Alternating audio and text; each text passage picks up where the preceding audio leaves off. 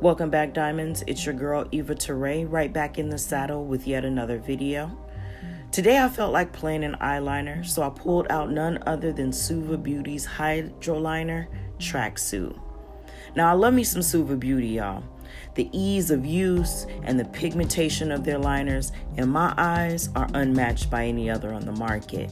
The absolute only thing I would have changed about this look is that I should have used a white base up under the eyeliner. Because of my rich and creamy chocolate skin tone, the liner appears to be, well, it dries darker, a darker hue of blue instead of that vivid blue that you see in the pot.